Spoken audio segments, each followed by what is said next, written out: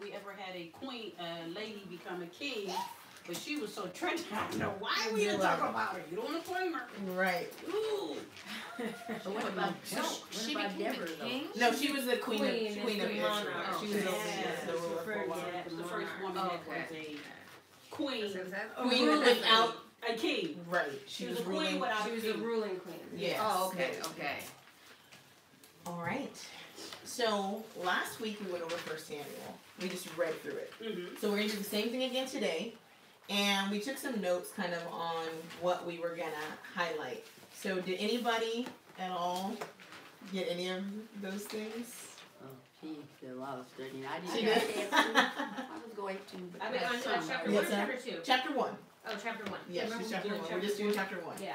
So there's a couple of things. I'm going to break it into two different parts. So the first part, we're going to spend a significant amount of time looking at verse 1.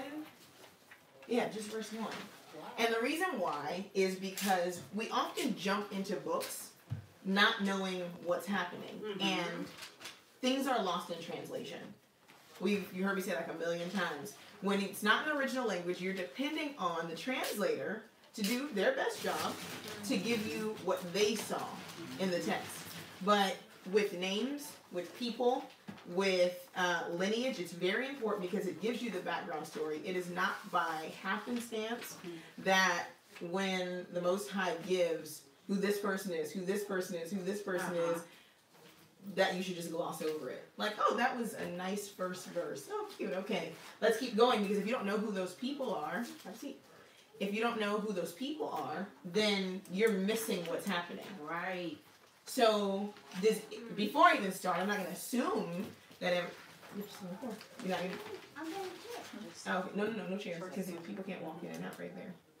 So you can go get the clipboard in the classroom. We're going to break down that long name. Okay.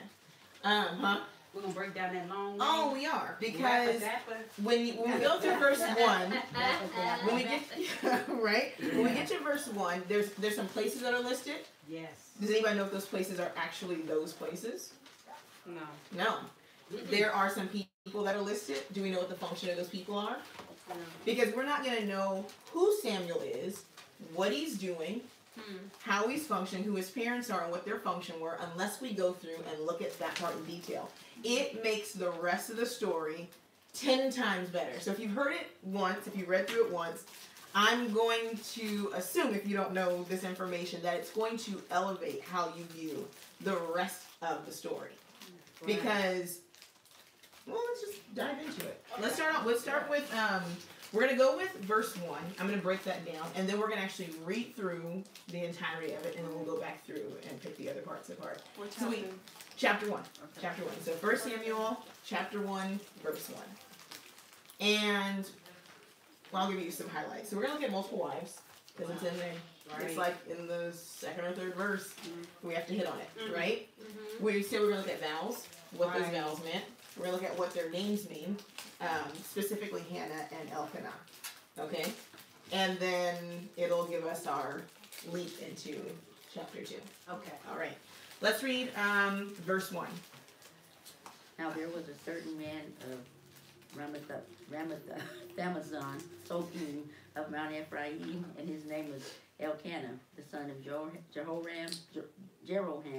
the son of Elihu, the son of Tohu, the son of Zuph, and Ephrathite. Okay, so I'm going to read this a little bit louder because we have people online. Okay. Now there was a certain man of Ramathaim Zophim of Mount Ephraim, and his name was Elkanah, the son of Jeroham, the son of Elihu, the son of Tohu, the son of Zuph, and Ephrathite. I gave you this paper right here because I want you, for the people online, if you just Google Elkanah's lineage, it'll pull the same thing up. I just printed it out for you guys. Tell me if he's from Ephraim. Go ahead. You can go from Elkanah, and you can even skip through the names it gave you, but this gives you detail of every single father leading back to what tribe he comes from. He's Samuel's father? This is Samuel's father.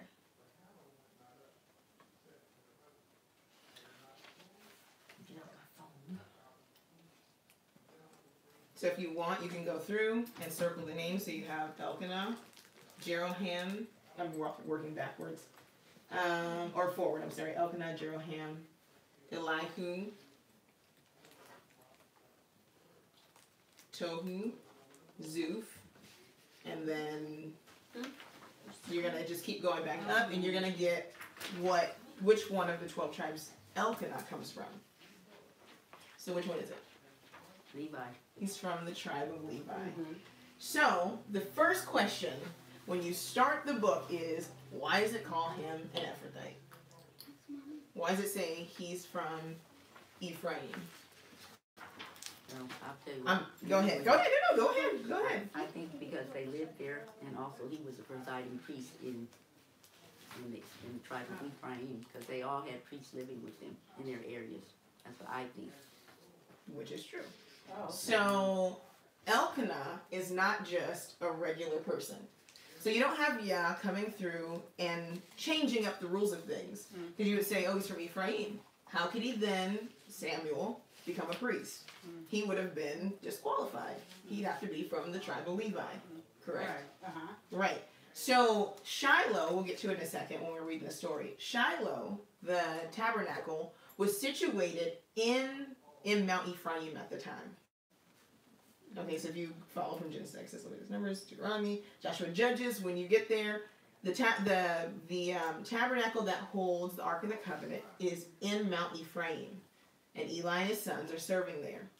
Elkanah and his family are in the territory of Ephraim near the tabernacle. Why would they be near the tabernacle? Because they were priests. Right. I asked Maury this question because I was like, just curious as I was reading. What did the priests who were responsible for carrying the articles of the temple, carrying they carried the curtains and they carried the showbread table, Right. and you had the Nazarites, the Gershonites, and the Levites, and they were all responsible for transporting the tabernacle. But once the tabernacle was in the Promised Land, I was like, what do they do? Like, if you're not moving anymore, then what would have been the function of those other people? Right? Okay. You like, oh, do they have no more job? And so when you start off this whole section, you have one presiding family being the Levites, and it's mainly Eli and his sons, and we're going to learn some things about them. Right. And they're doing the main function of service in the Holy of Holies. But the other priests still had a service to do. And so Elkanah was a priest in the territory of Ephraim. That's why he's called Ephrathite. You'll see that whenever a priest is with the people, they're called according to where they're dwelling. So if you go back to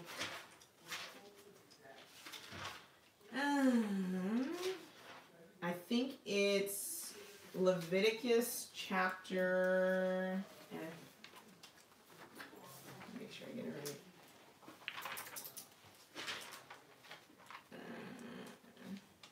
Oh no, 1 Chronicles 6:39 through 46, Joshua 21 4 through 5, and 9 through 26. It's going to tell you about the detailed allotment of land, particularly for the Kohathites, but you'll see that they lived amongst Dan, Ephraim, and Dan, Ephraim, and I'm missing one. I want to say the Reubenites, but for sure Dan and Ephraim, so they lived amongst them. Okay? It's really important because, and the half-tribe of Manasseh. And the cities were based upon how much land they had at the time. So when the book opens up, going back to chapter 1, verse 1, you get a priest who has a child, who's getting ready to have a child, and you get his lineage. One, because you have to make sure that this person has a rightful lineage to what he's getting ready to do for you. All right, so okay, let's go. Let's read. I'll do 5, and then we'll just kind of popcorn. If you don't want to read, just skip over. Okay, now there was a certain man of Ramathaim Zophim, right? And this is a land from the people of Zuph. They lived. He's Zuph on that lineage. But isn't that a bad place? A wicked Ramathaim Zufim? Yes, height of watchers. No, it actually is Ramath, right? It's a high place. So they're in the mountains. They're living, dwelling, watching over the land. Because remember the Levites, the Levites were responsible for watching the people that they dwell upon. Get a pencil? There's one and the door. Jade, help her find it. Okay, so it's not a negative thing. Okay. Yeah, it's not a negative thing. It has to do with their function, and you'll see when we read about Eli, he's doing that function in the place that he's in, the watching portion. Okay, right. Okay. Right. All right. So of Mount Ephraim, and his name was Elkanah, the son of Jeroham, the son of Elihu, the son of Tohu, the son of Zuph, an Ephrathite.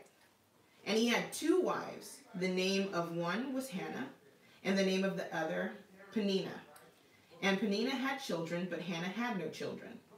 And this man went up out of his city yearly to worship and to sacrifice unto Yahuwah of hosts in Shiloh. And the 2 sons of Eli, Hophni and Phinehas, the priests of Yahuwah, were there.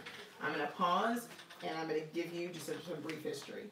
So, and a Hebrew portion. So when it says he went up yearly, that is a mistranslation.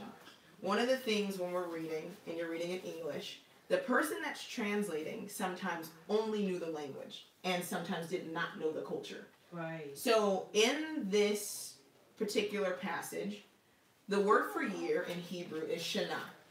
If you've ever heard Shana Tov, they say Happy New Year, right? Shana, year, Tov, good. Like it's like wishing you a good year. Right. In this passage, the word here is Yomim. Yom. Yom is the Hebrew word for day. So the word says he went up Meyomim, day after day. Whoa. Instead of, and it's translated to yearly. To yearly. And let me tell you why it's not going to make sense, because he's going to give a portion of his sacrifice that he's going to give to his family. Well, when you gave a sacrifice to the temple, you didn't get a portion of it. The portion of your sacrifice went to the Levites, correct? Right. Correct. Okay. So let's read it and put it in its context to see what's actually happening, because it made it seem like he was just going up and sacrificing to the temple and not actually working in the temple.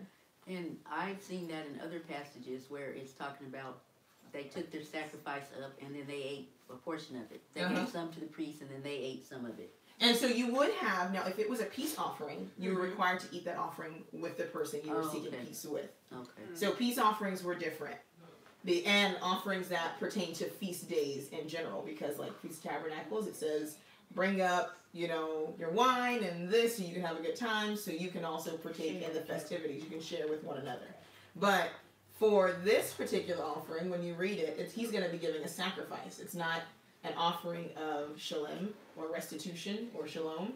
It's an offering of sacrifice. Okay. Right? Okay. So, but he was not, I'm not saying he didn't take sacrifices, but he was not sacrificing in the sense of this is my sacrifice.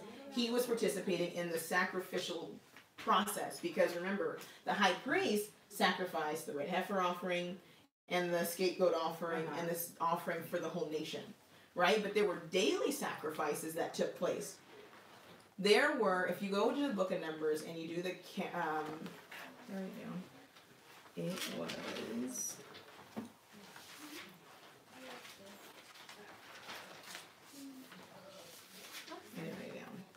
Numbers, I don't think it possibly could have been 30. But if you go and you look at when they number the children that are from 1 month old to 50, which is their span of service for the temple, there was roughly 250,000 priests. These are people that were required to have a portion with the people and would have been eating daily based upon the sacrificial system. 250,000 people. In our minds, we only think of Aaron and his children. Right. And we only think of the 2 because they're the ones that are doing the high priest work. But all the priests, all the Levites within your gate, remember, don't forsake the Levite in your gate, they were eating their portion based upon the sacrifice of the people, which meant that they also had to go up and participate in the sacrificial process so that they can take their portion back home. You go up and you work. People bring their sacrifices. They divvy up what was the portion that went to the priest, and they would take that home to their families. That's how they ate every day. It wasn't just like they didn't just eat. Exactly. It was now the system is brilliant in the sense that because it fed the Levites. And it was based on sin, so there would never not be enough. That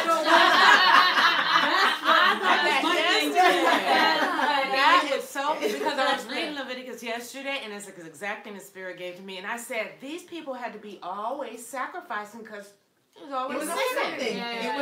And so he did that because he told the priest, he said, your portion is me. So everything that's mine outside of the fat, right, and the things that were the fat and the blood, those are yours, and the organs, like the filters of the body. Those things belong to you. So this piece, this piece, this piece, this offering, the flour, the meal, the oil, all this stuff went to providing for them. You service my temple, and then I get to you, because they didn't get land. Right. I shouldn't say they didn't get land. They did not get a portion of the land that was theirs. They didn't work the land. They had a place to keep whatever they had, but their portion was with Yah. And so he set it up that as long as my people serve me and bring to me, you will always have. So I think, and when I used to read it, I was like, that's a lot of waste. Like if you're just like burning up whole animals. That's what I thought. You know, or just like. No, but it was used to feed the people that were serving him. So they weren't just serving in sacrifice. They weren't just killing animals all day. That was part of it. But there were musicians that worked in the temple. There were people who did the oil and the lamps and they made the bread in the tabernacle. All they were working so that they could then feed the people spiritually. Does that make sense? Yes. They didn't inherit land, but they were allowed to have land.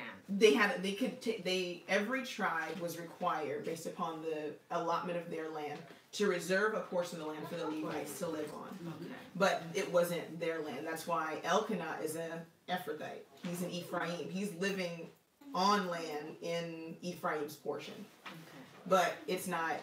When it came time to pass down land, he would have never passed down land to his children. He couldn't give them that land in Ephraim that he was living in because it didn't belong to him. Right.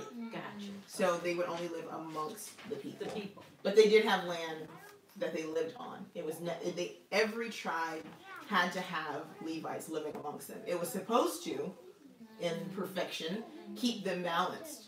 If you have Levites living amongst you and they're studying the word, because if you were 6 million people, roughly. It says 600,000 plus women and children.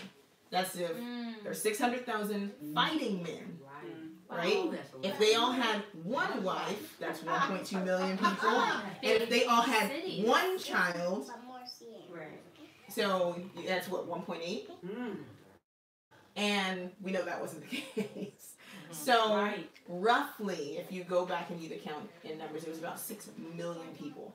Fresno has 450, let's say 500,000 people. That's it.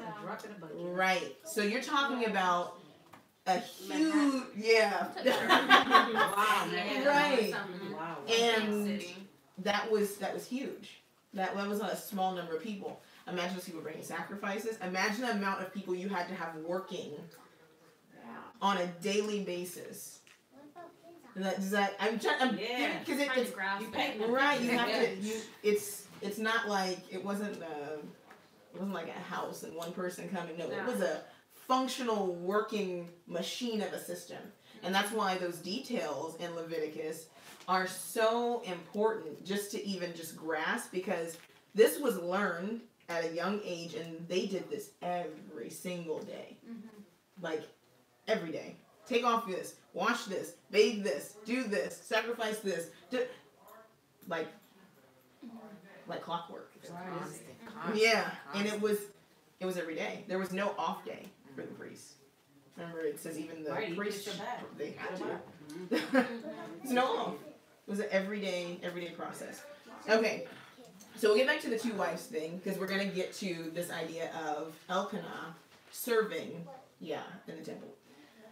And this man, verse 3, went up out of his city yearly, daily, to worship and to sacrifice unto Yahuwah of hosts in Shiloh.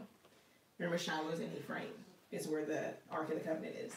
And the two sons of Eli, Hophni and Phinehas, the priests of Yahuwah, were there. The reason why that's important, it says that they were there, is because it wasn't, of course they were there, they were the high priest. Right? So it's insinuating they were there because they were also there every day. It wasn't just and they just happened to be there the day he went up to sacrifice. No, he saw them consistently. And Shalom. This chair's right there on the. Okay. Sit there.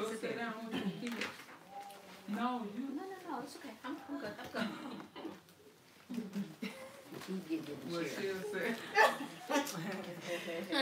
Okay, in verse 4, and when the time was that Elkanah offered, right, when he offered, he gave to Peninnah, his wife, and to all their sons and her daughters portions, right? But unto Hannah he gave a worthy portion, for he loved Hannah, but Yahuwah had shut up her womb. And her adversary also provoked her sore, for to make her fret, because Yahuwah had shut up her womb. And as he did so, year by year, again here, this actually says year by year. Right. This portion does. So this is like every year this was happening.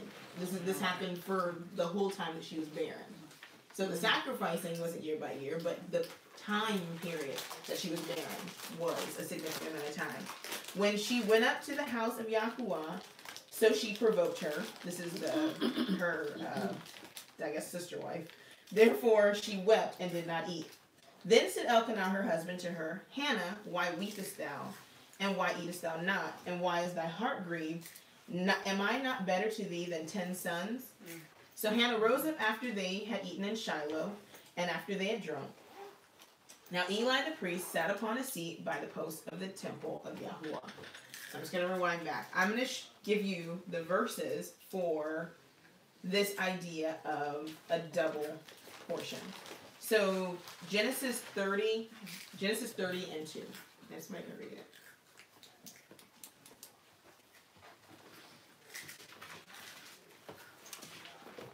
And Jacob anger was kindled against Rachel.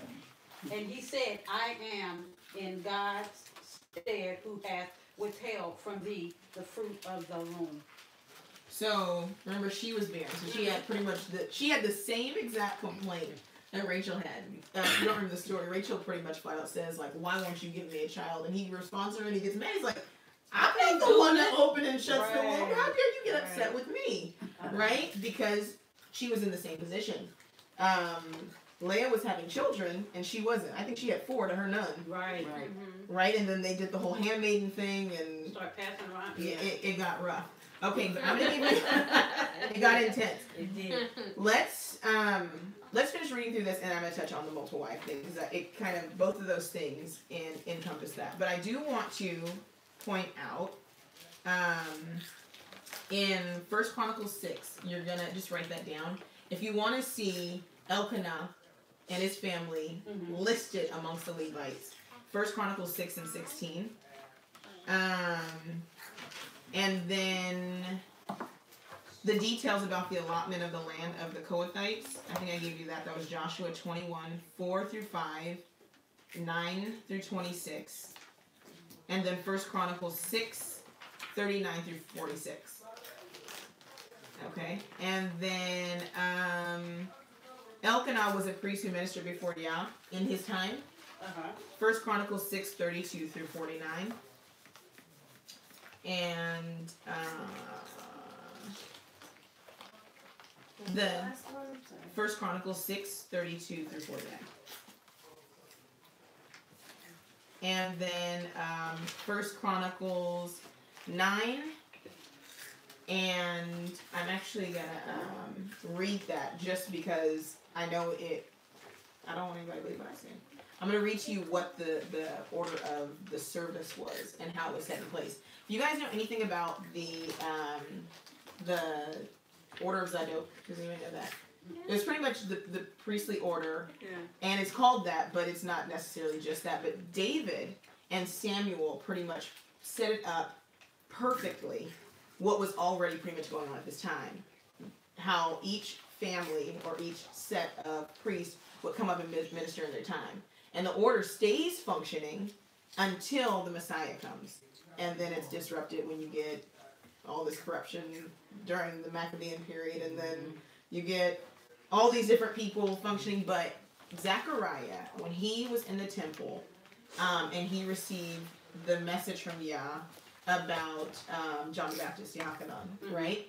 It was that same order that was happening. It was his time to go up. He was going to offer the sacrifice, and it was at that time, based upon this order, that the Most High spoke to him.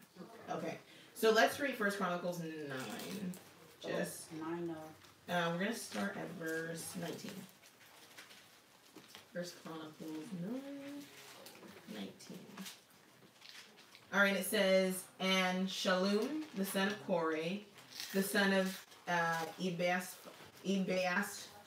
and the son of Korah, and his brethren of the house of his father, the Korhites, this is Elkanah's tribe, were over the work of the service. So it's telling you what they were doing when they went up.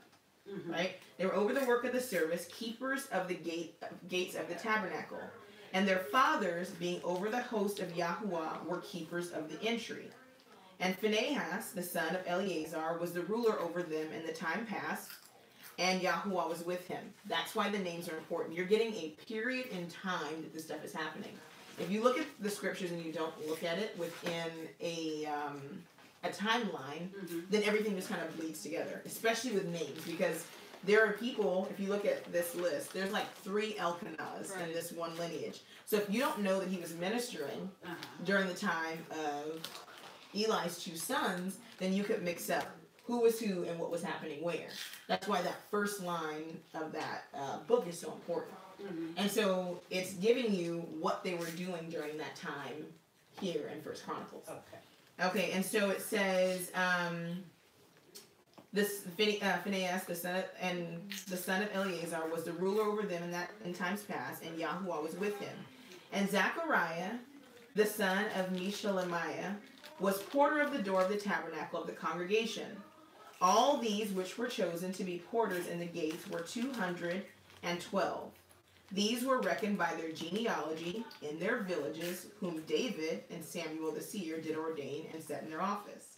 So they and their children had the oversight of the gates of the house of Yahuwah, namely the house of the tabernacle, by wards. Right? Wards like, Houston.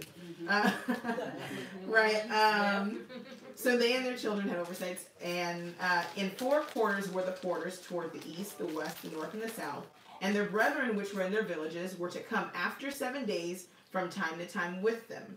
For these Levites, the 4 chief porters, were in their set office, and were over the chambers and the treasuries of the house of Elohim. And they lodged round about the house of Elohim, right, because it was in Shiloh, and Ephraim, and because the charge was upon them, and the opening thereof every morning pertained to them. That proves my point about him going up daily. They were charged with opening the gates every morning. So when it says he went up yearly, he went up morning after morning to open the gates, because that was a job of his tribe in his order. Wow. And they put yearly in there? They put yearly. They did. Yeah. They did. It happens. Changing scripture. It happens. But it changes the impact of what was happening during the time. I don't think, and I don't always think it's intentional. I think sometimes it's because they don't know. Right. Translation is not an easy work. Especially when you are translating from a translation. Because a lot of, like, the King James Bible, to give you some brief history, is translated from a Greek translation. It's not translated from original Hebrew translation. It was translated from Greek and then into Hebrew. And then translated sometimes from Hebrew into English. So things get lost in translation. And if you are living in Germany, and you're translating something that happened thousands of years earlier, and you're pretty much a theologian who learned the language, but without culture, you're gonna miss things. Customs and time. Yes, it has to stay consistent, and so that's why there are so many different translations. I don't always I don't shoot the translator Right, because okay. if you can't translate yourself, then you rely on them. But there is translational bias, and it's afforded to the translator because they're doing the work, and they can only do it as well as their understanding of the times are. And so that's why it's important to know and to have read and see that line upon line, precept upon precept, here a little, there a little. Why? Because I could just walk away and say, oh, they only went up yearly. So they only ate once a year because they fasted pretty much the rest of the time. Yeah. No, it was a daily thing that he did, and it tells you exactly what he did. Because I was like, well, what does he do? What do you do if you're not setting up the tabernacle anymore? Well, you gotta open the gates. Yes. And the gates to the city and then the gates that lead into the tabernacle had to be huge. I think just the area that Solomon built, and this is pre-Solomon, of course, 3 football fields was how big the temple was. Whoa. 3 football? 3 football fields. It's huge. That's just like extra. Right? It was extra though with Solomon. It was extra. Neighborhoods. Right. So it was a big expanse though, even with just the tabernacle at that time. Yeah. Okay. So we are. Oh, she goes up. Okay, so I'm gonna read through the rest of this, and we're gonna go to multiple wives things. I know that's a thing. Okay, so Hannah rises up. She's being tormented by the Penina who has children, making it rough on her, and she's bitter in her soul. And so she goes up during this time, and she's praying. Okay, and she was in verse 10. And she was in bitterness of soul and prayed unto Yahuwah and wept sore. And she vowed a vow and said, O Yahuwah of hosts, if thou wilt indeed look on the affliction of thy handmaiden, and remember me, and not forget thy handmaiden, but will give unto thy handmaiden a man-child, then I will give him unto Yahuwah all the days of his life, and there shall no razor come upon his head. Did anybody look up what that meant? Nazarite. It's a Nazarite vow. Where is it found? In Nazarite vow or Is it in Numbers? Is it in Numbers? or something? Is it Numbers chapter 6? Number 6. Okay. You have my other question. I'm going to ask you that one. Okay. Number 6. It talks about a Nazarite. So let's read it. Yeah, 6:1 to 21. So that's another question. When you think about what the characters of the Bible look like, Scripture gives you a picture based upon what their function was. So if Samuel was a Nazarite, then no razor came upon his head, so he had hair. If he's a Hebrew, he probably had locks, like Samson, right? Samson was also a Nazarite. So you get a immediate picture. So you don't, you see these like clean cut guys. I mean, didn't mean that he was like didn't look clean, right? Because that was not our culture.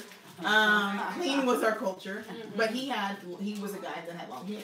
He would have been identified by his hair. When you saw him, you're like, that's a Nazarite, right? Makes sense. Right. Okay, so let's look at Numbers 6, and I think it starts at 3. verse 3. Okay. Okay. No, it starts at all the stuff he can't do. Okay, let's. Somebody want to read that? He shall separate himself from wine and strong drink. Or do you want me to start with verse 2? Let's start verse 2 because I think it's important that people know that this extended past just the function of a male. All right. Okay. Speak unto the children of Israel and say unto them, when either man or woman shall separate themselves to vow a vow of a Nazarite, to separate themselves unto Yahweh, he shall separate himself from wine and strong drink, and shall drink no vinegar of wine or vinegar of strong drink, neither shall he drink any liquor of grapes, nor eat moist grapes or dried. All the days of his separation shall he eat nothing that is made of the vine tree, from the kernels even to the husk.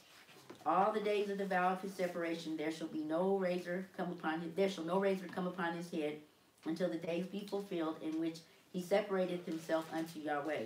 He shall be holy, and shall let the locks of the hair of his head grow. All the days that he separated himself unto Yahweh, he shall come at no dead body. He shall not make himself unclean for his father or for his mother, for his brother or for his sister when they die, because the consecration of his Yahweh is upon his head. All the days of his separation he is holy unto Yahweh. And if any man die very suddenly by him, and he defileth the head of his consecration, then he shall shave his head in the day of his cleansing. On the 7th day shall he shave it. And on the 8th day shall he bring 2 turtles or 2 young pigeons to the priest to the door of the tabernacle of the congregation. And the priest shall offer the one for a sin offering and the other for a burnt offering, and make an atonement for him, for that he sinned by the dead, and shall hallow his head that same day. And he shall consecrate unto Yahweh the days of his separation, and shall bring a lamb of the first year for a trespass offering. But the days that were before shall be lost, because the separation was defiled. And this is the law of the Nazarite, when the days of the separation are fulfilled. He shall be brought unto the door of the tabernacle of the congregation. Keep going. No, that's fine. So you get the understanding that when she mentioned it, when you read this, especially with scripture in general, something's alluded to, they're assuming you know all of this. So if she said, and no razor shall come upon his head, she was not just saying he will never cut his hair. She knew Numbers 30. Right. Also something that should be noted, Levites can only marry Levites. Right. Levites can only marry Levites. That's right. So So the women were Levites too? yes. That'd be like Whoa, virgins whoa, whoa. too, right? I'm sorry. Yes. I was trying to find out if her Bible said lost. Okay. I missed something. I'm sorry. Levites can only marry Levites. So they were. So if your daddy is a Levite, that makes me a Levite? Exactly. Yeah, oh yeah. Yes. Mhm. So But Gotcha. there were women Levites, yes, but they could not be priests. they were not priests. Okay. But they were married to the priests. Okay. Mixing it I guess together. it's interesting because we don't see it. So I said, It's whoa. so weird in our culture. We don't see it. We don't see it said like this. Like we say, like we don't have queens. But of course, if your husband's a king, then you're a queen, right? Right. And you are in the function like Esther's a queen, Uh-huh. but she's a queen in a foreign land too, right? But if your husband's a king, you're a queen. If your husband's a priest, then you're a priestess, right? Right. Because if your husband's a prophet, you're a prophetess, right? You're a deacon. So- You're a deaconess. But your husband has to have that title. You can't hold it on your own as if you don't have a husband that has that title. Deborah the prophet. Well, I was No, gonna say she's a I'll mention I won't use her because I have an interesting story about her. We'll talk about it off camera. I'm gonna tell you who I think her husband is. Okay. Name just slipped my mind that And, fast. and Huldah. because of the She's a prophetess, uh-huh. right? Her husband's actually the keeper of the wardrobe for King Josiah. But she actually prophesies when they bring her the scroll. But But she had to have a husband as a covering, a spiritual covering. I'm trying to think of a It could not be situation a where that single would not a person. single like a person going to a female prophetess. No, I don't think we have a situation. So you always have to have a husband. There was one lady who lived in the temple forever after her husband died. Anna, Yeah. Anna, in I don't the know New if she was a Testament, prophetess or not, but she stayed in the temple forever. right? So she was widow, but I guess She was widow. she would have made her covering, Uh-huh, yeah, at yeah. that time, and then she was in the temple. She was married first. So she was married. Her husband, she was a widow. She was a widow, but you don't see it. But it is mentioned. Isaiah's wife, when she has the children, it says, and his wife, the prophetess. I'll read it to you. Whoa, I didn't know that. So That's to have to amazing. give, well, first of all, I didn't know that you have to, that if your husband's a prophet, you're a prophetess. Well, I mean, here it was Isaiah 8:3.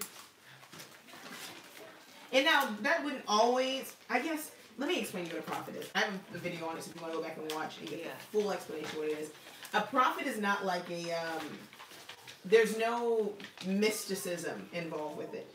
The function of a prophet, based upon the name, a Narim, right? It literally means to uncover the seed.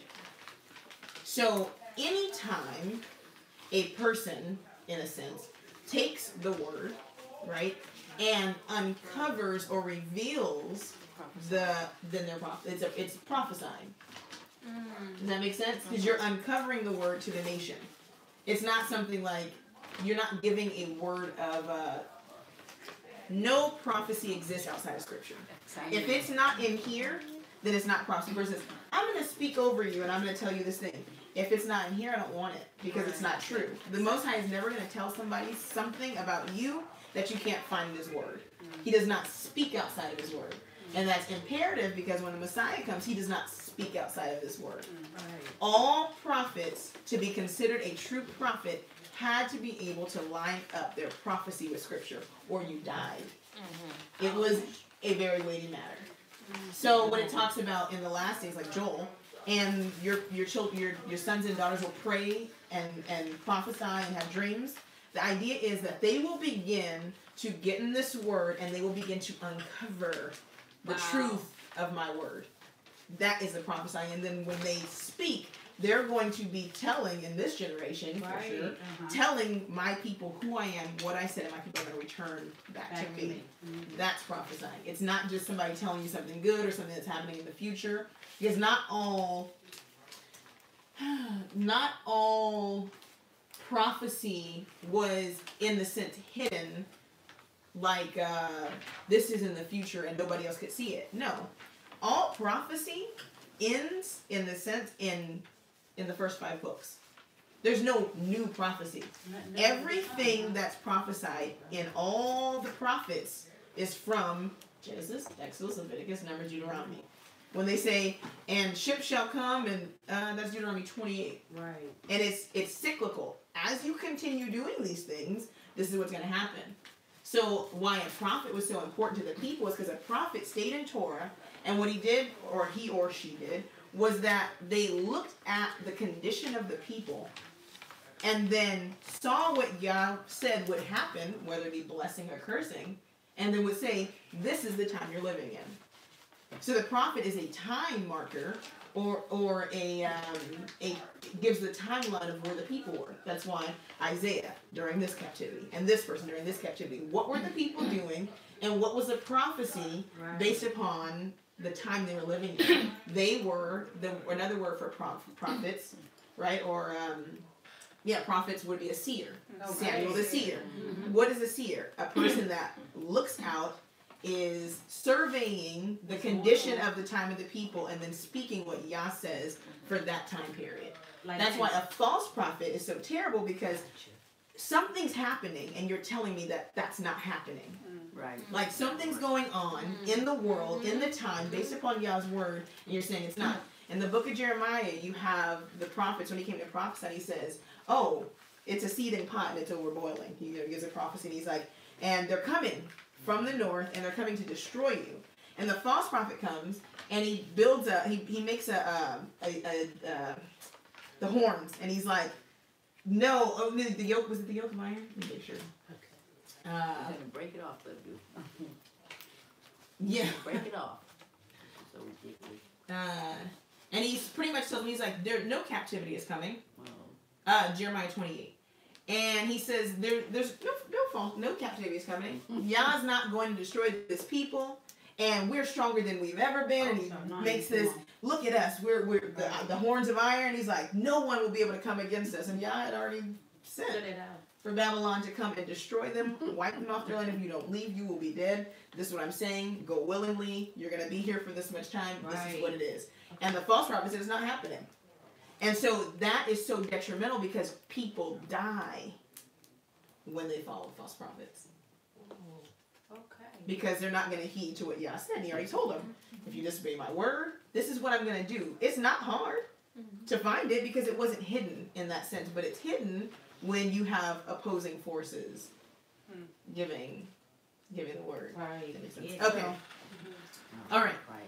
So the next thing that happens, we go back to 1 Samuel, but that was important. We get that in verse 11, Hannah makes a vow. Okay, Hannah makes a vow, and it literally says, and she vowed a vow.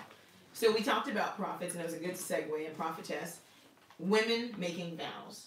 Can women do certain things or operate outside of the spectrum of male permission? Right? She makes this vow seemingly without permission. It's just like, there's not like a conversation between her and her husband, like, hey, I'm getting ready to go pray, and this is what I'm going to pray about. And is that okay for me to pray about it? So some people have a very convoluted way of thinking when it comes to the relationship that people have individually with the Most High in relationship. Right. And so because the Most High has relationship and deals with all of us individually and then collectively, there are certain boundaries set up so that the vows that we make, especially as married women, don't affect our whole household. For instance, what if I vowed that, I'm not cooking for like 6 years? Right? No. It's not gonna work. That's dysfunctional. Right. What do you mean? Right? I'm just Right. picking something crazy, right? So go to Numbers chapter 30, and we're gonna see where she gets her authority to do what she does. Okay. Okay. Numbers chapter 30 says, and Moshe spake unto the heads of the tribes concerning the children of Israel, saying, this is a thing which Yahuwah has commanded. I need to make a point. I've heard it said that when the Most High says the children of Israel, he's talking to only males. Right. And that's not true. I'm just gonna, because I've heard it. Like, for instance, with like Zitzi. Oh, that's only for a man. It says, because he said, speak unto the children of Israel and tell them. So whether or not the children of Israel, Yeah. it doesn't work like that. So I'm just gonna put that out there because it's gonna mention vows and it's gonna talk about men and women in this portion. Okay. It says, if a man vow a vow, verse 2, unto Yahuwah, or swear an oath to bind his soul with a bond, he shall not break his word. He shall do according to all that proceedeth out of his mouth. Okay. Verse 3. If a woman also vow a vow unto Yahuwah and bind herself by a bond, being in her father's house in her youth, right? So women are always going to have an overseer when they make a bond. Men have their head, if you go back, is Yah. So you make a vow, you stick to it. The woman makes a vow, she has her father or her husband to cause her to uphold her vow. Everybody's accountable to somebody. You'll see. Okay. Okay. It says, if she's in her father's house, this is a woman, an unmarried woman, in her youth, and her father hear her vow and her bond wherewith she hath bound her soul, and her father shall hold his peace at her, means he doesn't say anything about it, then all her vows shall stand, and every bond wherewith she hath bound her soul shall stand. If he hears it, and he doesn't say anything about it, then it stands. You can't go back and change it later. Well, like for instance, you said, I want to work in the temple and I don't ever want to be married. I want to devote my life to you. He said, oh, no. I've already betrothed you to someone. And another thing, betrothal does not mean that person has had to marry them. We'll get into that in a later portion. Being betrothed to somebody, it meant that you also had to like the person. That whole thing that like you hook somebody up with somebody and then it's like, oh, you'll learn to love them. Like, no. Okay. No, it didn't work like that. But if she said that was what it is, your parents also know you. So if you say, I'm going to vow a vow to Yah, you don't lie to Yah. Right. Making a vow, it's not, you don't have to. And so Yah takes vows seriously. He's saying, I didn't tell you have to do it. So if you say you're going to do something, do it. Because I didn't ask you to do it. So don't say you're going to do something and not. It's better to say you're not and then later do it than to say you're going to do it and don't. Okay, does that make sense? Okay, so if a parent steps in and tells you, no, you can't do that vow, it's not because of necessarily being controlling. It's because I know you're my child, you ain't about to do that. Right. Like, if Jay said, I'm never gonna dance ever again. Don't say that. Then you're not. As soon as the music comes on, it's gonna be conflict. It's gonna be terrible. Right? Your parents have the ability based upon knowledge. Everything that's done in scripture is based upon the knowledge of your parent on you. Even when it came to betrothal, when it came to vows, when it came to them stepping in. I raised you. I know my kid. No. Okay. That's not going to work for you. Try something else. Okay. Okay. So, but if her father disallow her in the day that he heareth, verse 5, not any of her vows or her bonds wherewith she has bound her soul shall stand, and Yahuwah shall forgive her because her father disallowed her. And if she had at all an husband when she vowed, or ordered out of her lips wherewith she bound her soul, this is in the case of Hannah. Okay. And her husband heard it, and held his peace at her in the day that he heard it. Then her vow shall stand, and her bonds wherewith she bound her soul shall stand. But if her husband disallow her on the day that he heard it, then he shall make her vow which she shall make her vow which she vowed, and that which she uttered with her lips, wherewith she bound her soul of none effect, and Yahuwah shall forgive her. But every vow of a widow, and of her that is divorced, wherewith they bind their souls or bound their souls, shall stand against her. Why? She can make a vow. She doesn't have a husband. Right. There's nobody, she's her head is at this point. She's out of her father's house. An Exactly. adult single woman. Exactly. Married, same goes, right? Exactly. And she says, and if she vowed in her husband's house, where was I? Oh, widow. Verse 10. And if she vowed in her husband's house or bound her soul by a bond with an oath, and her husband heard it and held his peace at her and disallowed her not, then all her vows shall stand, and every bond wherewith she has bound herself shall stand. But if her husband hath utterly made them void on the day he heard them, then whatsoever proceeded out of her lips concerning her vow or concerning the bond of her soul shall not stand. Her husband hath made them void, and Yahuwah shall forgive her. Every vow and every binding oath to afflict the soul, her husband may establish it, or her husband may make it void. But if her husband altogether hold his peace at her from day to day, then he established all her vows, or all her bonds, which are upon her, and he confirmed them, because he held his peace at her in the day that he heard it. But if he shall in any ways make them void after he hath heard them, then he shall bear her iniquity. These are the statutes which Yahuwah commanded Moses between a man and his wife, between the father and his daughter, being yet in her youth in her father's house. Let's go back to Hannah's vow. And it says, she said, and verse 11, and she vowed a vow and said, O Yahuwah of hosts, if thou wilt indeed look on the affliction of thine handmaid, and remember me, and not forget thine handmaid, but will give unto thine handmaid a man-child, then I will give him unto Yahuwah all the days of his life, and there shall no razor come upon his head, Nazarite. And it shall come to pass, as she continued praying before Yahuwah, that Eli marked her mouth. Did anybody look up that? Yeah, didn't we look it up? Yeah, it was on the list to look up. Did anybody? To watch, be observant. Yeah, He literally was watching watching her mouth. Like he was like trying to, where he was sitting, he was looking to see what she was saying. Remember, these people know each other. It's not some random woman coming in praying and some random situation. Okay? Right. He's watching her. She's been in here before. What's going on? And Right. wasn't that his job to do? It For was anybody who his came job. there to be watching Yes. over them and see what their He was purpose- watching everything that was happening in the temple because we'll learn later, but I'll give you just a little spoiler alert. His sons were off the chain. Yep. Wickedy wackety. They were sleeping with the women. Yep. They were eating the fat. Yep. They were taking the first portion. They were taking Yah's portion. They had gangsters in there. Yes. I'm talking about for real gangsters. Like where if the priest would try to say, no, this is not the way to do it, they're like, oh, then we'll kill you then. Mm-hmm. Give me the first What I portion. want. Right. Like Give that. it was rough. Yeah. Eli's sons were off the chain. So once again, it's going to show you something about Eli. He saw everything that was happening. If he saw her mouth praying, he also saw what his sons were doing. I think right? he was involved in it too. Yep. I You do. think so, too? I do. I really do. Yes. Uh-oh. I think he was a Hebrew priest that temple was scared soap of his, operas. I think he was just scared of his children. I thought he was scared of his children. Because them They boys were was, good. I know, I would have been scared of them. I thought he was They were involved. good. I They think were he was goons. really fat. Yeah, Because they that were dude all said the that They he were. was heavy. Yeah. So if you're heavy, you're fat.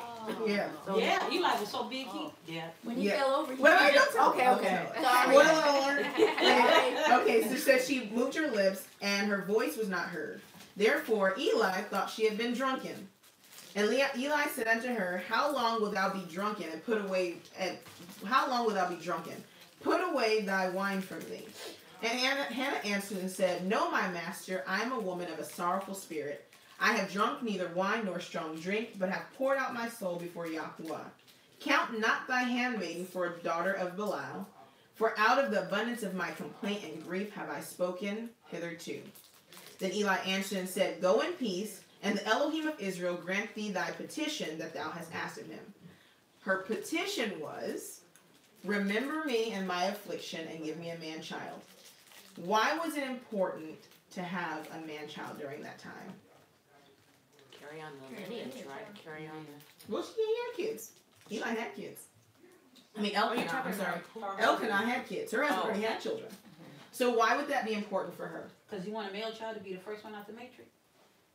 Well, now, The There- womb. the firstborn I'll give you the verse. Was dedicated to Yah, right? Right. Right, but she wanted her, and then She wanted her, but see, how it works is the firstborn period is going to get a double portion. So that child would have been a firstborn, but it wouldn't have got the double portion. It wouldn't have got the. Oh, because of the other lady had all the other. She already had other children. So why would she have wanted a child? But isn't it the firstborn of the wife that Yah chooses for you that counts? Yes. That was it. Huh? That's it. But there's one more part. Okay, the first wife. So Yah chooses quality over quantity always. Right. Okay? I'll give it to you because I want to get to the multiple wife thing. The reason why is because the male, right, speaks on behalf of the woman. The term, remember, is the word zakar. It's literally the word male in Hebrew. It means male. And the function of the male is not just necessarily continue the line, but he also speaks on the behalf of. Remember, she has no children, period. Right? Because we talked about last week how a woman can get a female can still get a portion of her father's inheritance if she has no brothers. Right? But this female would have a brother. She wants a son for two reasons. One, the children who are born are Penina's children. And she's already tormenting her. So if something happens to Elkanah, it would be up to the children of that wife to make sure that Hannah receives something. Right. And it's not going to happen.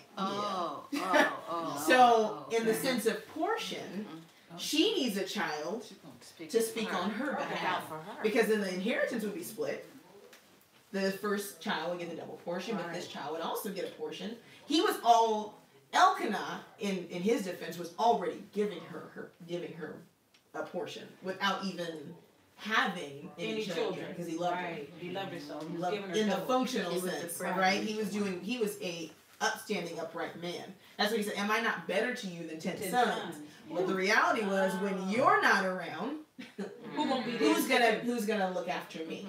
And so she's trusting Yah, saying, "This is the way you set up the system.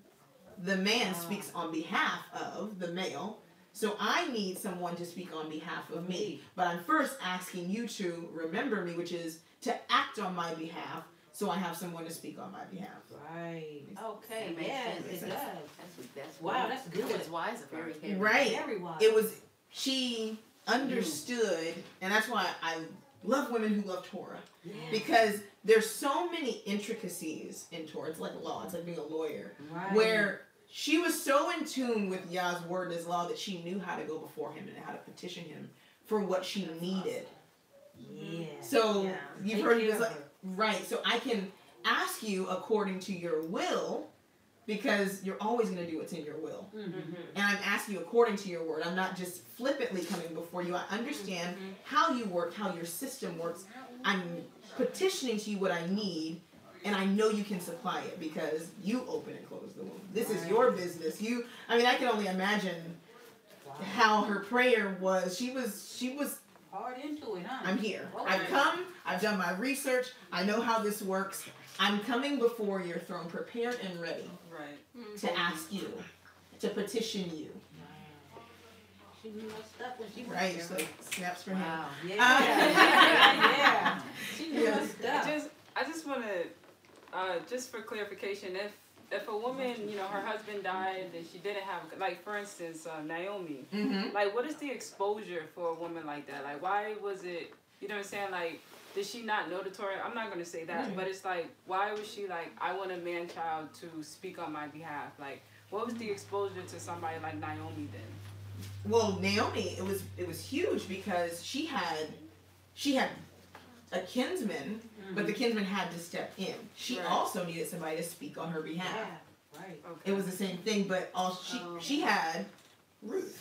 Right. So Ruth and Boaz become a thing, right? And because of Boaz's righteousness, because it's not required that a man also care for his mother-in-law or his cousin. He went over and beyond. That's why he is a picture of Messiah. Yeah. Where I care for the widows and the orphans and I'm taking all. When he came in as kinsman, a Goel, a kinsman redeemer, right? he came in and he did the Levirate portion correct, because remember that child was, he did it on behalf of that line. He was also a part of the family, but he did it on behalf of the work that had already been done by that family. So that was huge, because that child then would speak on Naomi's behalf, because that would be like her grandchild. Does that make sense? Yeah. So he was giving her something, Yeah. and then they also had it, but he was giving her someone to speak on her behalf. So it's huge, and it all goes back to Mashiach. The purpose and function of the Messiah is to speak on your behalf. So it keeps us from falling by the wayside or something? It doesn't, not just by falling by the wayside, but there is there is a permanent covering, if you will, and with that permanent covering comes the perfect, how do I put it? Like a protection. It's the perfect provision. right. Yeah. Okay. Because Yes. if they're not working the same way the men work, then they'll essentially starve. They can't. It's actually They don't against have Torah for them property. to. It says the women can't go out like the men. Right. So then they Like a won't. So life you have to insurance. have it. It's a life insurance. Like life insurance. Yes, it really is. Wow. And so you have Mashiach come in and literally speak on behalf of. Like it says, makes intercession. It's not the idea of like Catholicism where you talk and then somebody talk. No, it's you don't even have to talk because you're with me, I speak on your behalf. Everything for you is on my account. You just roll with me. And so it's the idea of having a kinsman redeemer is so important, and somebody speak on your behalf is because in his perfection, everything on his account goes to you. He's already decided, as my bride, everything that's mine is yours. You don't have to worry about it. And mine never ends. My kingdom never ends, so you don't ever have to worry about anything, ever. And so you see glimpses of that in this. Something, I mean, our ancestors were infinitely more in tune than we could ever probably imagine with how things function. Does that make sense? Yes. Okay. Thank you. All right. So she says she's not a woman she's a woman of a sorrowful spirit. 16. Count not thy handmaiden for a daughter of Belial, for out of the abundance of my complaint and grief have I spoken. Then Eli answered and said, Go in peace, and the Elohim of Israel grant thy petition that thou hast asked him. And she said, Let thy handmaiden find grace in thy sight. I love Hebrew, so I'm going to always bring in a bunch of Hebrew. Her name means grace. I'm just going to put it out there. Who named me? Hannah. Hannah. Hannah's name is, the root for it is hin, the word that we get for grace. And Noah found grace, hin, in the sight of Yah. Yeah, and I got it down. Her to name is favor. Hannah. It's the feminine form of grace. Yeah, It also you means said beauty camp. and it means camp. Wow. So it's the idea of setting up or creating a protective place that Yah can peer into or look into. He's going, it has the idea of, as I'm looking this way, as I'm looking toward you, I'm petitioning so you can look back toward me. So the whole picture of what's happening is her name. As I'm seeking you, then you are going to then incline and see the beauty of me seeking you and then answer my petition. Oh my gosh. Who was his handmaiden? Totally. She totally was. And Oh my gosh. Elkanah saw that. That's why he loved her. That's why he... And their names are interesting because his name is Elkanah and her name is Hannah. His name means... I wrote it down. His name means Elohim has gathered or possessed or has taken as his possession. And then her name is grace or beauty or the fact that I'm the camp. I'm looking to you. Favor. Yes. Yeah, you got that too. Yes. So it also means supplication. So everything she's doing is in conjunction with what her name means. Her prayer, her petition, her seeking the Father, and for the seed. A woman who wants the righteous seed doesn't want it to corrupt it. Right. She wants it to protect it. Guard it. To guard it. Yeah. You don't think as a woman whose husband goes up to the temple every day, she doesn't know the corruption is in the temple? Because what she wants to do with the child is just outside of this world. She's like, I don't want the child for me. I want to raise a child right so I can send it to serve in your temple. Because the people you have there right now, they're off the chain. So I want to raise up a righteous seed and give it to you and to your service. Wow. And without knowing how wicked they are up in there, you would never see why she wanted to give that child back into the temple. Yes. Well, and I believe too that's why her situation was the way it was, so that she would do that. That's why she was barren, huh? Y'all wanted a willing participant with what he wanted to do, not just okay. Well, I'm gonna Have a baby. snatch him up and make him be prophet. No. I was wondering why he made her barren and the other one was so fruitful, but it was to make her suffer so that way she would just cry out to Yah, and then when she had that seed, she would give that seed back to Yah. Right. And they would be in one. Because she covered Samuel every year. She didn't just, okay, here you go. I'll see you later, Samuel. She made clothes, took it up covered there. him every single year. Sure did. You know. As she got older. All right, to the multiple wives thing. So there's a video, I have it online, and it's talks about multiple wives. You want to get the whole scoop on what was happening during the time. The idea of multiple wives did not exist for just male pleasure. A blended crowd. That was not the purpose. Absolutely not at all. Yah is only concerned with quality. He does not care about quantity. He will take 1,000,000 and pick one. That's how he works.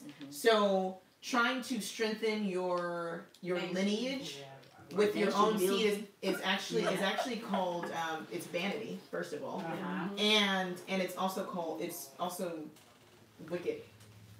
Trying to build your own, establish your own name is wickedness, and you've seen it so many times throughout our history, where you have these men who have all these children, and you can't raise quality and quantity, right? David's house is divided because of quantity.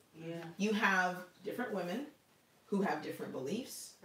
If you have too many children, how can you spend time with them? How do you know them individually? How do you get into this? Diluted. And what happens is, what the Most High normally does in those situations is he'll pick one.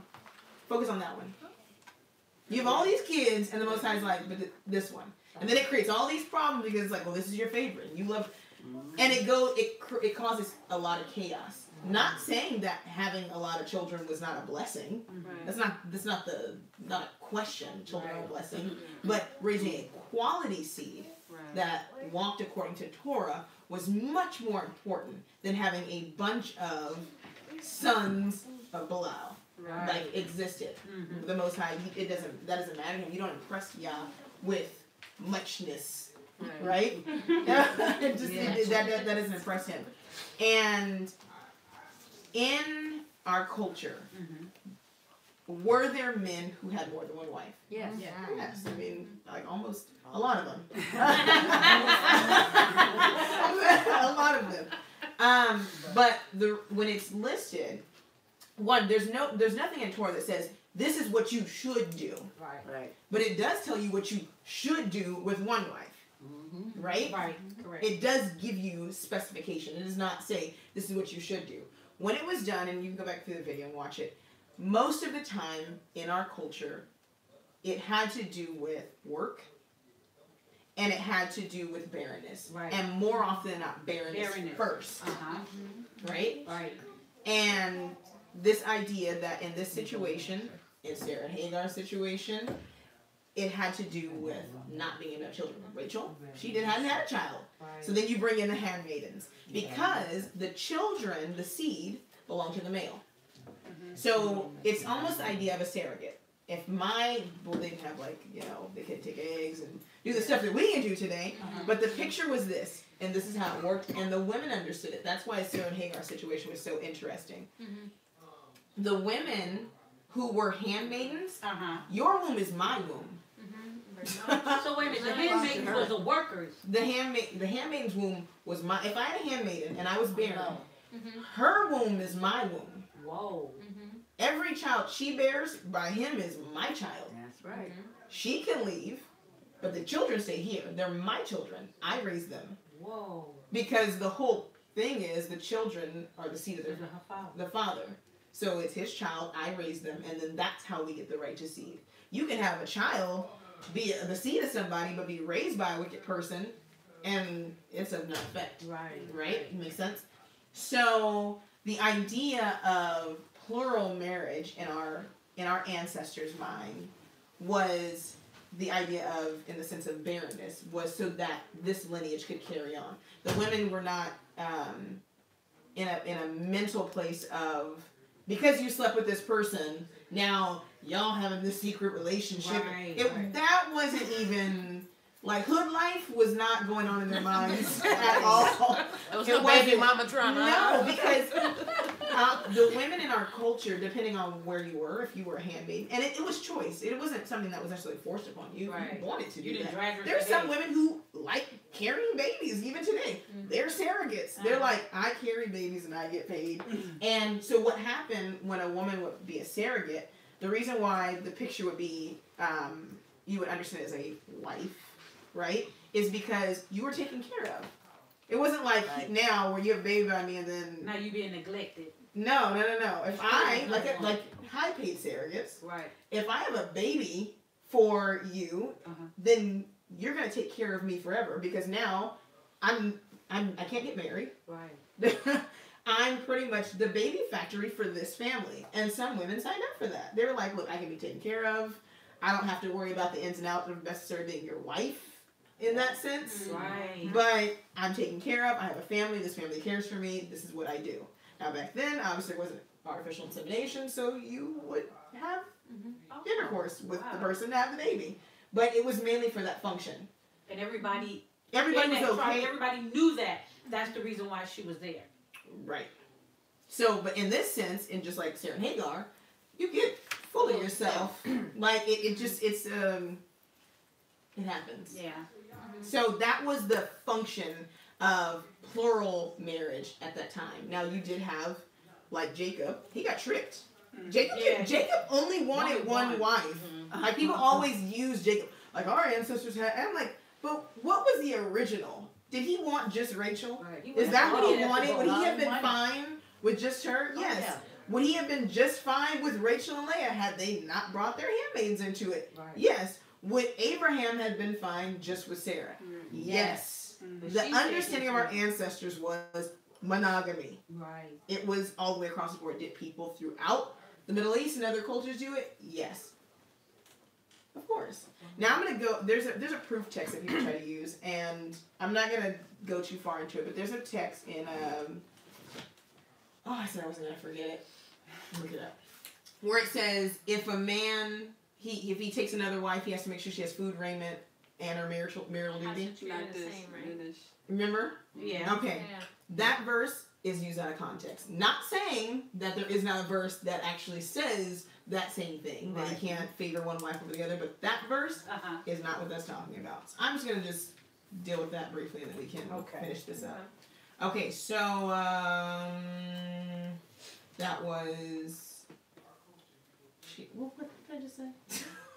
The verse about the conjugal... Yeah, Yeah, you got to take care, the way you take care of one wife, you got to take care of them all like that. Yeah, that's what people say, and I'm going to read it. I'm not going to give any commentary, and then we're just going to move on. Okay? Because I just think about it. She has...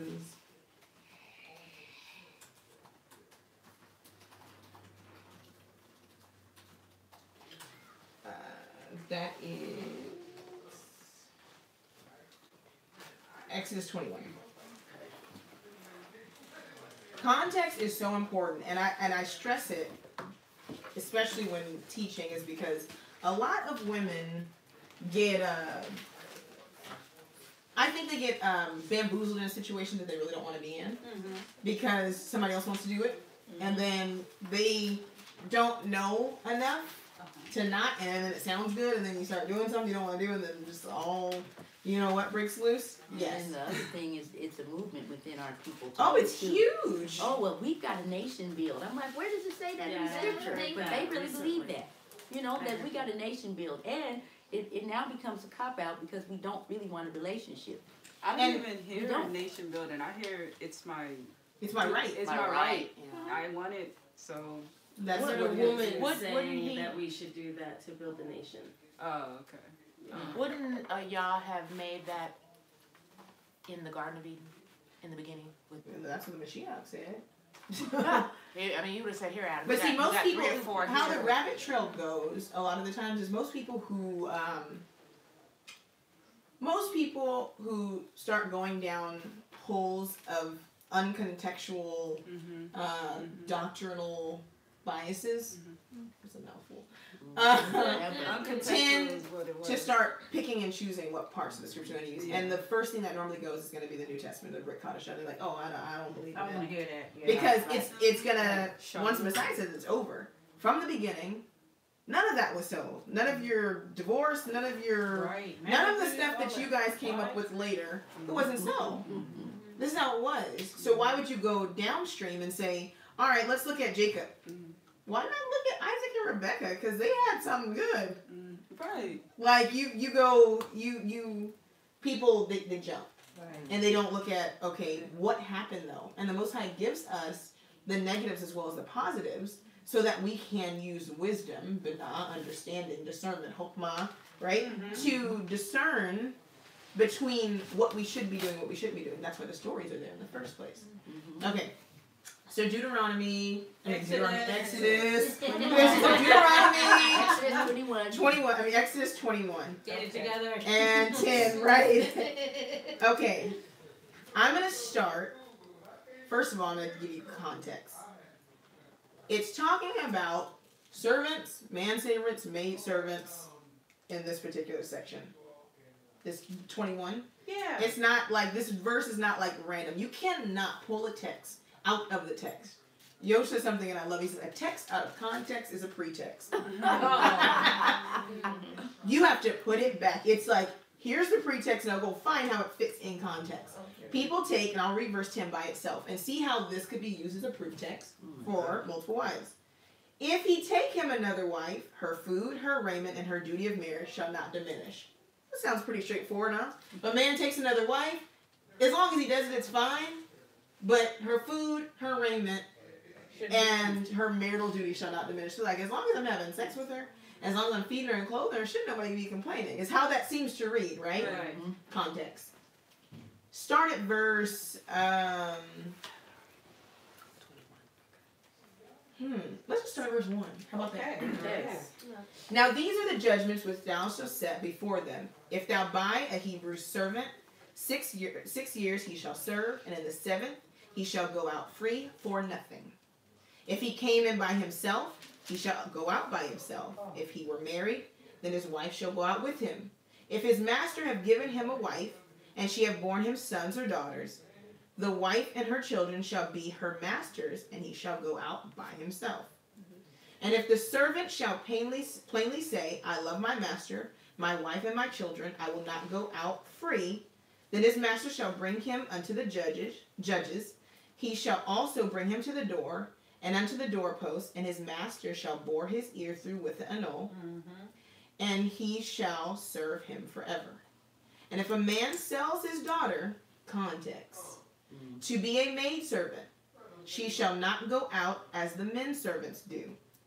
If she please not her master who hath betrothed her to himself, then shall he let her be redeemed. To sell her unto a strange nation, he shall have no power, seeing that he hath dealt deceitfully with her. So we talked about the idea of the function of a maidservant. A person can be a maidservant. You can be a surrogate, or you can be whatever you decide to be in that particular household. Okay, that's what she's gonna be.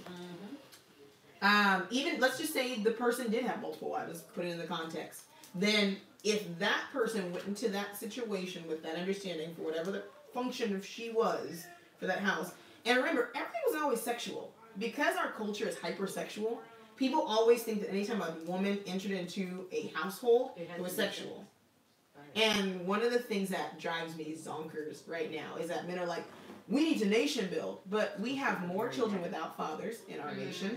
We have plenty of widows in our nation. And if you were trying to do something in order to build your home and to help your wife, why not get one of these older women who don't have a man, who has wisdom, who can help Help your the wife and make her children, life right. easier and help her on with your children. Why does it have to be some young woman when there's plenty of people in our nation who need covering? I'm just trying to cover women in our nation. Fulfill their lust. Because exactly. I always say that. Before you go and take a woman to have more children, why not take in some of our young men and women who don't have upstanding Torah walking men in their lives? Right. There's way too many. So just put it out there. Okay. All right, back to this. Okay, so he says if he has betrothed himself to her, betrothal does not mean sex either. You have to be married to have sex. Okay? Betrothal. So that means that you have, the price has been paid for this particular person, right? And then he says, I don't want her. You can't just say, I'm going to sell her to the first person that comes down the street. No. That's not how that works. Uh-huh. Okay. And verse 9, and if he hath betrothed her, context, unto his son, he shall deal with her after the manner of daughters. What's the manner of daughters? You don't have sex with them. Verse 10 is the manner of daughters. If he take him another wife, who is him? The master. Huh? The person that bought the son. The son. If my father, if I'm a male, picks me a wife, he says, this woman, she comes from a good lineage, her parents, I'm going to pay the bride price for this young woman. She's going to come live with us. We're going to watch her. We're going to see if you like her. Oh. And he finds out, guess what? I don't like her. Like, we just don't hit it off. I actually have somebody I'm in love with. I don't want to marry her. Uh-huh. Okay? Context. If he take him another wife, her food, who is her? The woman, the young woman that he was going to give to his daughter. Just the one that he bought. The one he got taken treated as Right, daughter. you don't just say, oh, my son didn't want you, so. No, you're now a daughter to me. Right. So her food, her raiment, and her duty of marriage shall not diminish. What is a young woman's duty of marriage? He was responsible for marrying her off. The father or The father, if you took a son for your, Just as a daughter. a wife for your son, Uh-huh. and then he decides to marry somebody else, Wow. then it's your duty to treat her like a daughter and to make sure that food and raiment, and then she gets, yes. Betrothed to someone else. Is that kind of marriage like? rights. Is that Wow, Right. that's so tricky. But when you put it in context, it totally makes sense. Oh is my that kind of gosh. like the story of like Yehuda and like Wow. Tamar kind of? Exactly, because when he says, you are more righteous than I am, Yeah. because she's like, well, I gotta do something. I need somebody to speak on my behalf. Right. So she goes and Dressed like a she harlot. dressed like a harlot, and then he's out looking for hoes. And then he, so she watched, she knew his ways. Yeah, she knew he was. And she's like, here, leave my signet in my hand. He's like, where's that? He's like, where the hell was around here the other day? And they were like, we don't have any harlots around here. And he's like, no, for sure, because I slept with her. And they're like, And then she's like, she comes to him and she brings the signet and his. They gonna tell that she's pregnant, ain't that cold? Right, They but gonna tell but he didn't do what he was supposed to do. She did. He did not treat her like a daughter. No. He didn't do this passage. Right. He was supposed to make sure that she got food, raiment, and her duty of marriage. And that's why he said that. He didn't give her to his next son, remember? Right. He gave the son to somebody else. Yeah. The son married somebody else. Somebody else.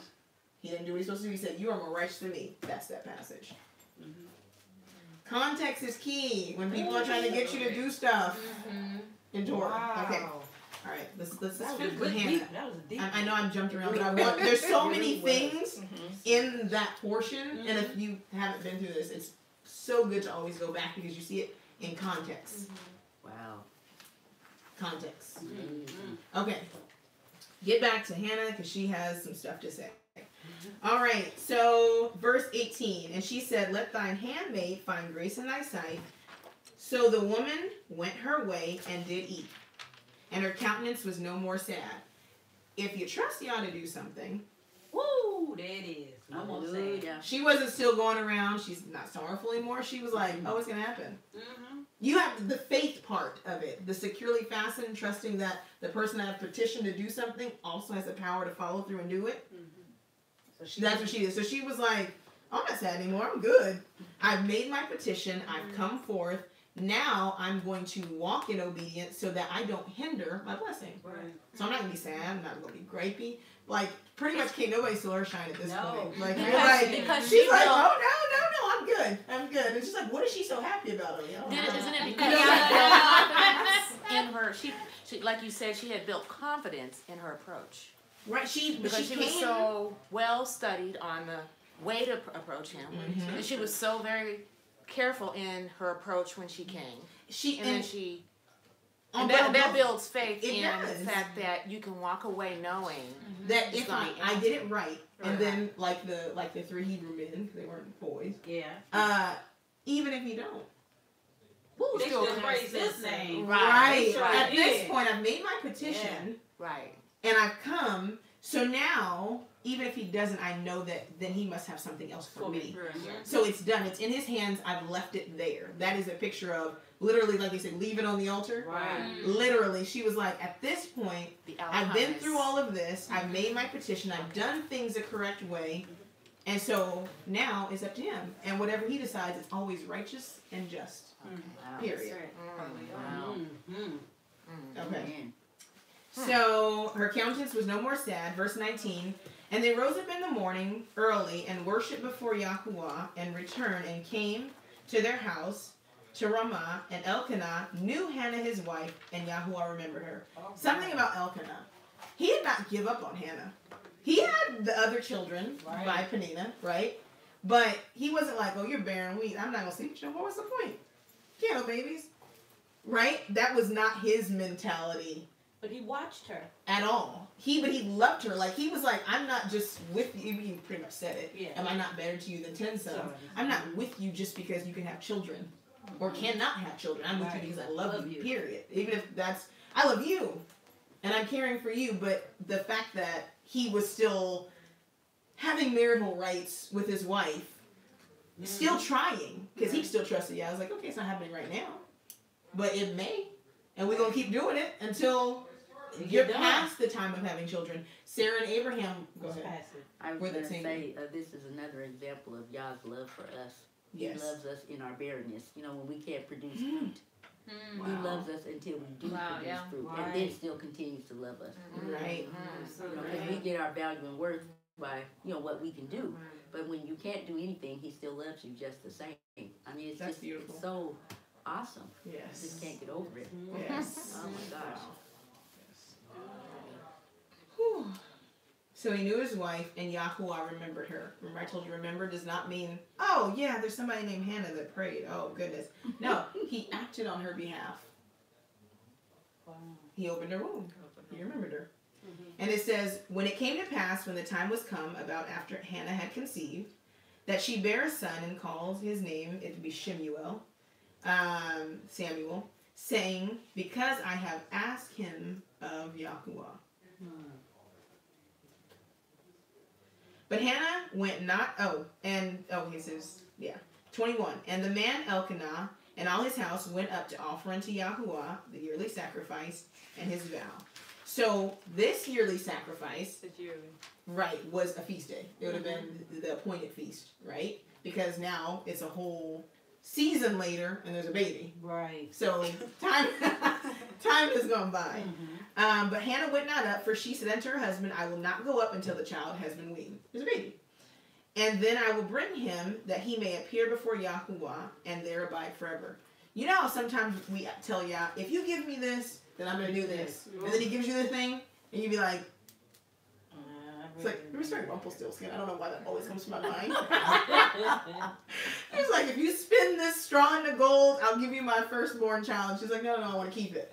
Right? Right. Okay. Childhood stories.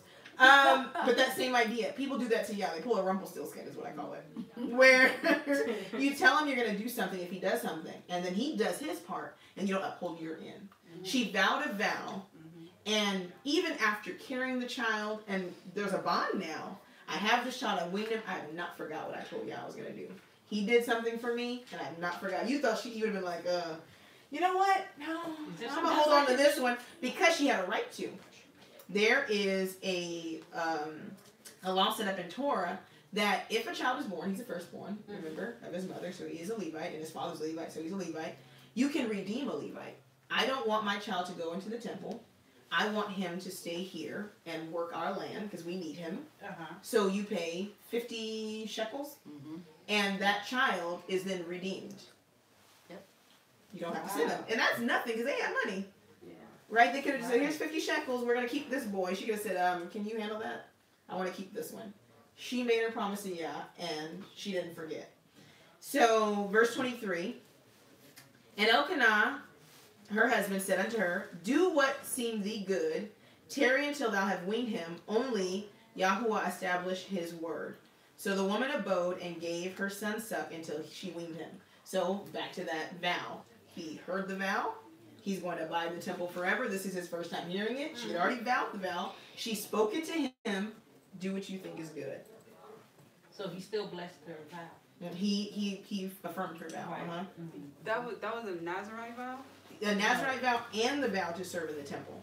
She made a double vow. She not only made him a Nazarite, because remember Samson was a Nazarite. He didn't serve in the temple. Oh, she made the son a Nazarite. Right. So she made Samuel a Nazarite, and she said he's going to be given to the temple to work for Yah. And verse 24. And when she had weaned him, she took him up with her with 3 bullocks and 1 ephah of flour and a bottle of wine, and brought him unto the house of Yahuwah in Shiloh.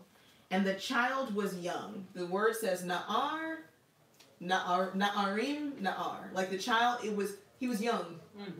It wasn't like, oh, the man was young man. No, he was young when this happened. So we kind of went over briefly last week. And Wendy was like, was he like a baby or was he like? And we were going like back and forth. He was young. He was still called Na'ar. He was Na'ish. Yeah, he could have been 3, possibly, like probably at the oldest. He was a young child. Like he was a boy, a baby boy. And it says young. So I thought that was interesting because it's telling you that it wasn't like young, older of the young, you know. He was really young. He was young. And so she didn't wait on her fulfillment of her end. And she brought him with ephah of flour, a bottle of wine, and brought him into the house of Yahuwah in Shiloh, and the child was young. And they slew the bullock and brought the child to Eli. One of the things that also came out, people were like, was it 3 bulls? And how much did he bring and why did she bring it? And the thing that stood out to me the most, and it just like, it moved me. Like, it just did. People are so concerned and arguing over the past of what she brought, but they forget that she brought her only son. So what she brought in the sacrifice was of none effect. She brought everything she had. That's all. If none of the other stuff mattered outside of the ceremonial process, she brought her all. This is the baby I asked for. It's the only one I have, and I'm getting ready to hand him over. That was way more beautiful than 3 bulls and an ephah and a bottle of wine. No.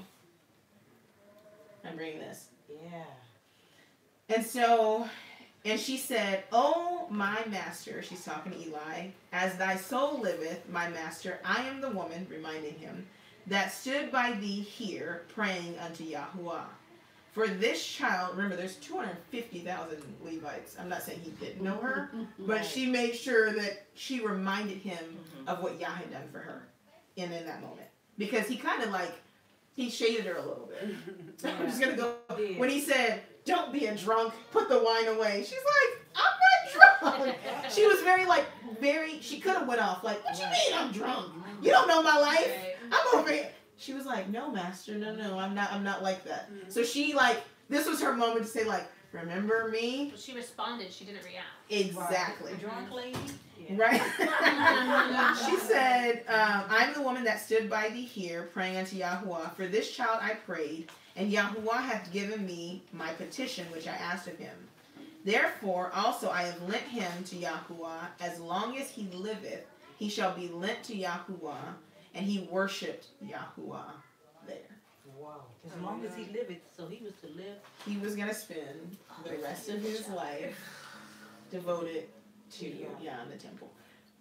All that stuff that we went over today will slowly matriculate and make sense as we read more and more and more, because there's more stuff that happens. I know it was We covered a lot of ground today, but it was necessary. It's like getting the first part so that all other parts make sense. So you see the heart of Hannah.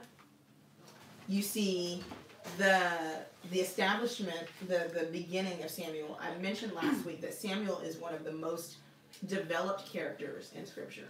We get his lineage, his parents, his mom. We get conversation. Sometimes you just hear, and this person was this person, and they lived this long, and that's it.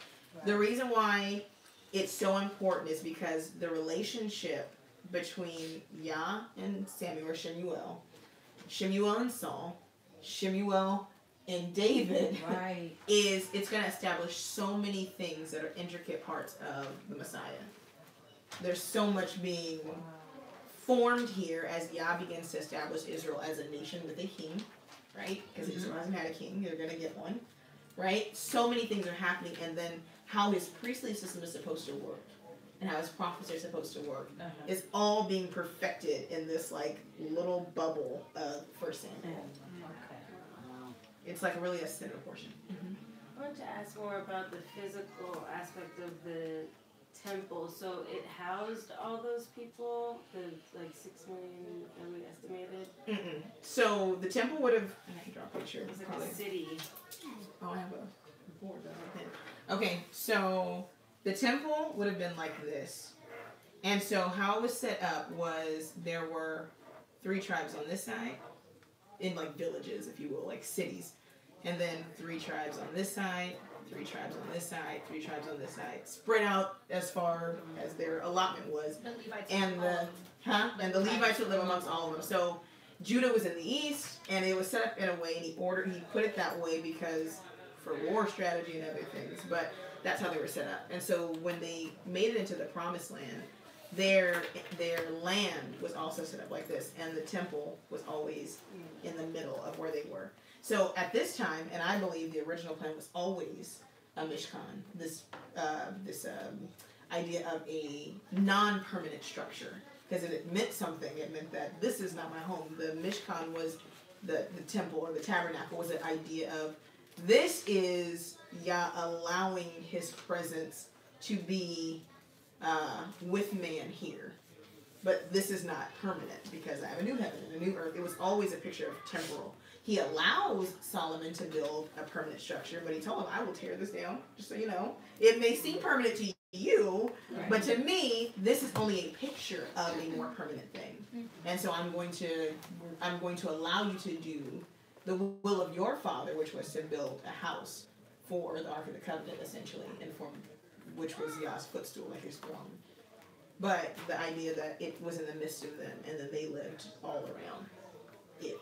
And it can be far, it can be miles, because sometimes it took some people weeks, months to travel to, at that time, Shiloh for the feast days or whatever to offer, unless you lived directly around. So they would either store up their offering and then bring it up during the traveling feast, or if they lived close, then they would just bring it up, depending on where you were regionally.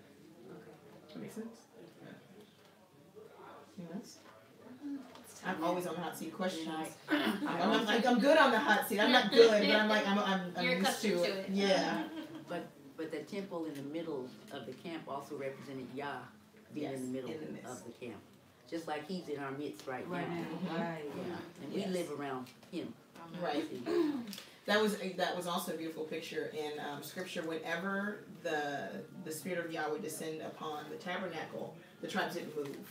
Because it was like a glimpse of Shamayim, where they didn't. Because remember, they were always packed up, moving and traveling. And whenever the Spirit of Yah would dwell upon the tabernacle and the cloud would come down, it was like, this is great. Like, this is how it's supposed to be. So they got glimpses of that idea of a permanent dwelling place in the wilderness as well. So next week we're gonna move through it because it's gonna move.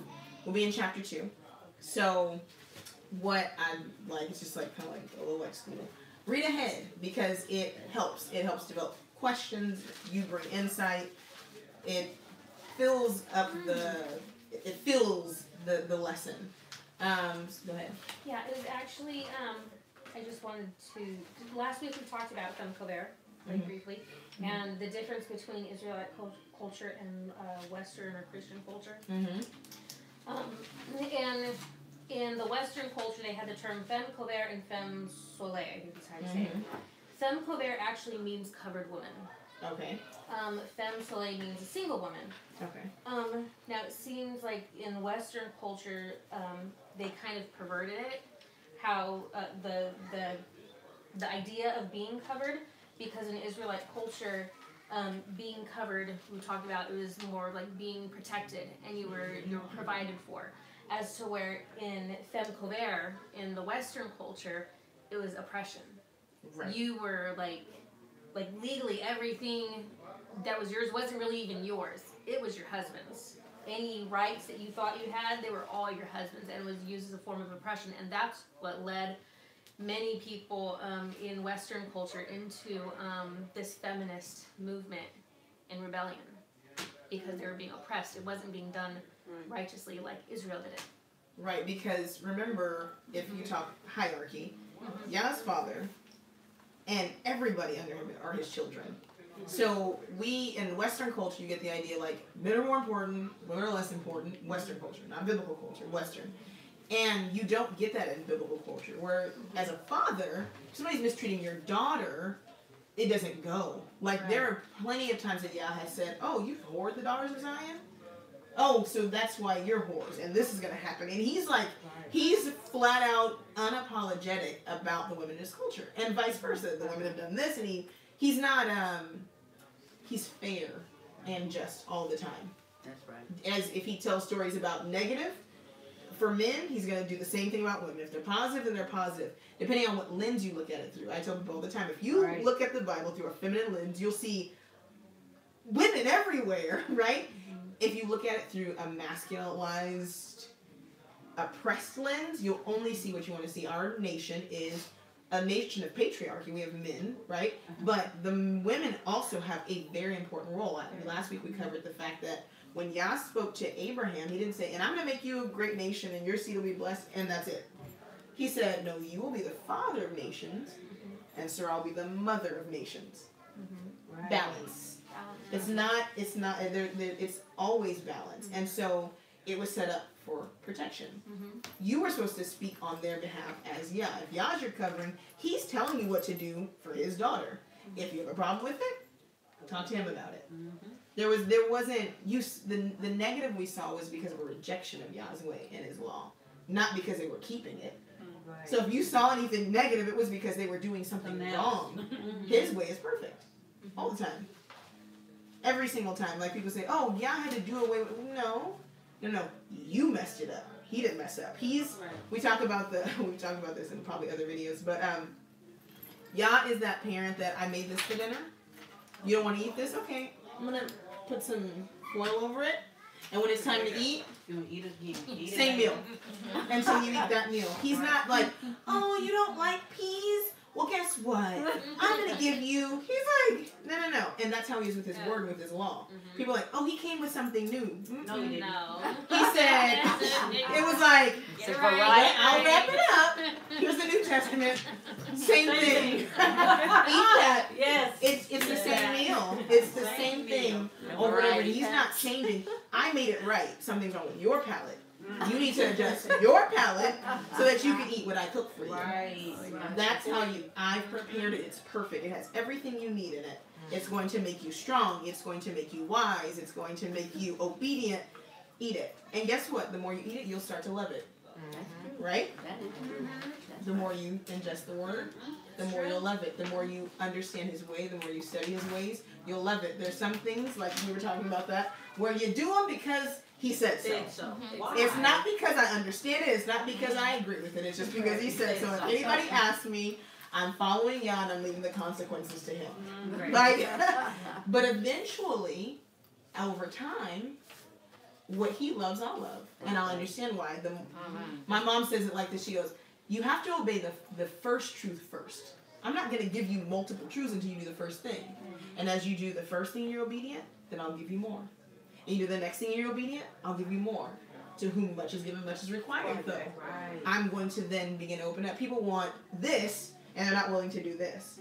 He's like, no, do the simple thing. Right. Do the base nature things first, and I can see how you operate on the base nature things, and then I'm able to elevate you and give you the lofty things. Are you gonna follow me in the little things? That's why Yah loved Abraham and called him friend. Why? Because you see things the way I see them.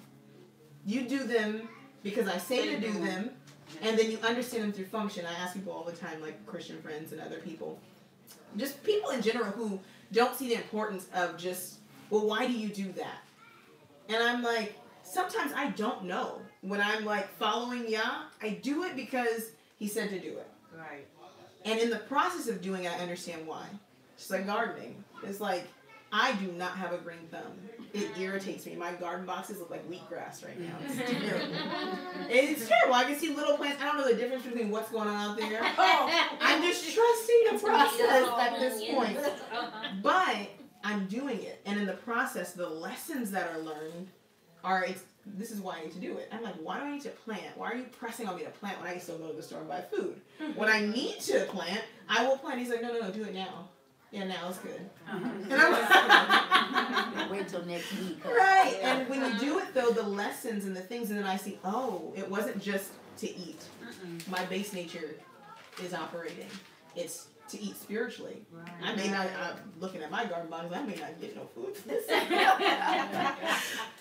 I've learned some valuable lessons. So it's the same thing. Just to be obedient. It's the same thing. And so looking at the characters in this story and seeing how obedience functions, and then we're going to see how disobedience functions, and seeing that balance. One of my favorite quotes comes out of this book, and he says, obedience is better than sacrifice. Oh, I love that one too. And rebellion is as the sin of witchcraft. Wow. And we're going to see how that leads up to that point. So, okay, so yeah, next week, 2 Samuel, read it, and then we'll do the same thing. It'll probably be less time in here, but I think he let us get carried away. Oh, okay. It happens, we've been here a while. Very good lesson. But you brought a lot of enlightenment on what it looked like back then and how things done that we didn't have. I like